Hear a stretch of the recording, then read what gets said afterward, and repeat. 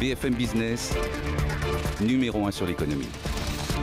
Olivier Delamarche qui nous rejoint à l'instant. Bonjour Olivier. Bonjour. Associé gérant chez Platinum Gestion. Le PIB américain, c'est ce dont vous aviez envie de parler ce matin. PIB révisé et révisable ou révisable et révisé, c'est selon.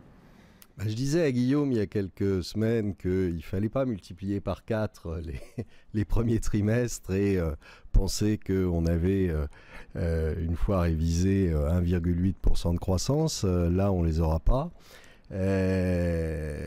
Goldman Sachs, JP Morgan, etc. sont en train de réviser à la baisse le PIB américain pour suite à la publication des chiffres des exportations et ensuite suite aux ventes au détail qui étaient juste une horreur la dernière fois. On peut leur envoyer les statisticiens chinois, ils sont beaucoup plus efficaces. Je pense que c'est du même ordre, hein. C'est à peu près du même ordre. Là, on peut regarder aussi les chiffres désaisonnalisés ou pas. Vous avez des surprises entre les deux, donc il faut les travailler un peu. Mais si vous les prenez en brut, ils sont encore plus catastrophiques que ce qui a été publié. Donc aujourd'hui, on a un vrai ralentissement. Il est temps que nos amis les banquiers s'en aperçoivent.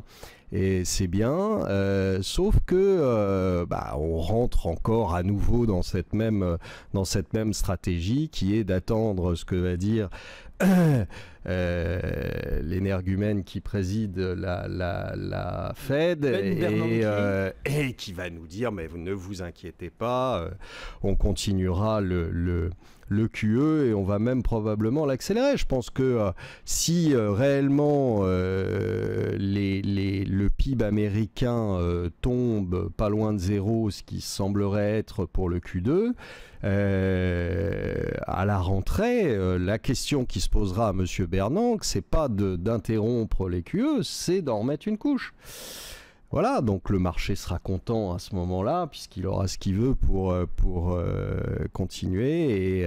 Et donc, voilà. Mais alors, en revanche, sur ce qu'il faut faire cet été et ne pas s'exposer à la baisse et ne pas vendre son portefeuille, moi, j'ai quand même un petit bémol. En Europe, on voit que ça marche très fort, hein, le Portugal, l'Espagne, problème politique avec M. Rajoy.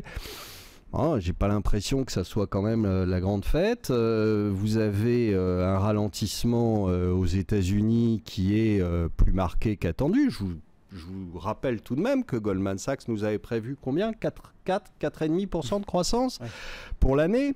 En début d'année, on va tomber à probablement largement en dessous des deux, hein, donc ça fait jamais que la moitié. Hein. Pour le moment, est-ce que il ne faut pas juste s'habituer à l'idée que l'économie américaine finalement a changé de rythme ? C'est-à-dire que effectivement, elle ne fera plus 4,5, mais elle fera quand même un. Ouais, mais à ce moment-là, vous payez pas le marché le même prix. Hein. Ouais. Donc là aujourd'hui, vous pouvez justifier en effet change sa grille de lecture. C'est un peu, vous pouvez pas payer la même chose quand vous avez 5% de croissance et quand vous en avez 2. Ou alors il y a quelque chose qui va pas. Enfin, aujourd'hui, on est arrivé très probablement au top des marges. Ça va être compliqué à défendre les marges des sociétés américaines parce que ils ont déjà viré tout le monde. Ils peuvent pas en virer plus. Hein. Donc quand vous êtes à zéro. C'est difficile d'aller plus bas. Donc je vois pas très bien comment ils vont réussir à défendre leurs marges avec un recul des chiffres d'affaires. Bien évidemment, quand vous avez viré tout le monde, en général, les gens ils consomment moins. Hein. C'est bon. Donc, on est d'accord. Vous avez et ça vous commencez à le sentir sur les ventes au détail. Donc ils vont avoir de plus en plus de mal à défendre leurs marges, ce qui veut dire que vous allez avoir des résultats qui vont se replier. Alors. On peut tenir un petit moment, on a l'habitude, hein, ils rachètent leurs propres titres, ils font quelques opérations comme ça, quelques opérations comptables plus ou moins douteuses et ils vous maintiennent l'illusion qu'ils sortent des résultats corrects. Simplement, vous avez au bout d'un moment des difficultés de plus en plus grandes à tenir ce qui est les prévisions. Donc forcément, le marché à ce moment-là reculera. Hein. Voilà donc pour la situation américaine. Et puis vous vouliez aussi dire un mot et évoquer la reprise française entreaperçue par le président de la République lors de son allocution, son intervention du 14 juillet. Est-ce que vous avez aperçu la reprise ? Moi, je la cherche toujours, mais non, il faut qu'il change de métier, il faut qu'il soit comique.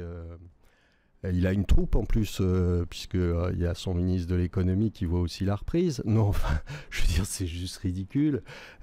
Comment peut-on parler de reprise aujourd'hui alors que... C'est juste le mot qui a été trop fort, parce que ce n'est pas une reprise, et parce qu'il voulait mais on va s'enfoncer. Le fait que le point bas était touché, mais ou on va même le point bas n'est pas touché. Oui, même le point bas n'est pas touché, enfin. La crise en Europe, elle est absolument pas réglée, on le voit tous les jours avec le Portugal, l'Espagne, etc. La Grèce aussi, et donc la crise en Europe, c'est absolument pas terminé.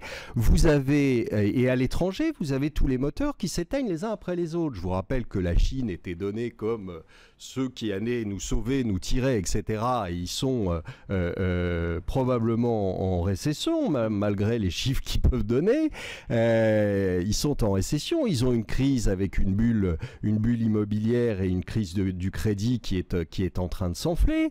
Vous avez le Japon. On a une baisse d'usio, c'est ça ? Vous avez le Japon qui ne redémarre pas. Vous avez les États-Unis qui vont faire probablement moins de la moitié de la croissance qui était attendue. Alors, qui va nous tirer ? C'est quoi? C'est les Grecs, c'est Chypre, c'est je sais pas, moi je demande, hein, où tout d'un coup on nous dit d'un côté, ah bah je sais pas, peut-être que finalement je vais augmenter les impôts et de l'autre côté il faut que vous consommiez les petits enfants. Non, ça va pas. Enfin il y a un truc qui cloche dans son raisonnement. Alors moi je veux bien qu'on appelle la croissance comme ça, mais je lui dis tout de suite, elle arrivera pas comme ça. C'est pas en dansant autour de la table que vous allez faire venir la croissance. Donc et il faut en effet s'habituer probablement à d'autres régimes de croissance et plus se dire à chaque fois que demain on rase gratis, demain on aura 2-3% de croissance, parce que c'est plus vrai. Et aujourd'hui, il faut peut-être s'interroger sur le fait que comment peut-on vivre avec 0,5% de croissance? C'est ça la vraie question. Mais personne n'ose se la poser parce que c'est pas facile. Question posée en tout cas ce matin par Olivier de la Marche. Merci beaucoup Olivier, associé gérant chez Platinium Gestion. Le CAC est en baisse, moins 0,33%. Nous on tourne une page de pub, un détour par les marchés, le journal et ensuite on s'intéresse à vos placements et la retraite sera à la une.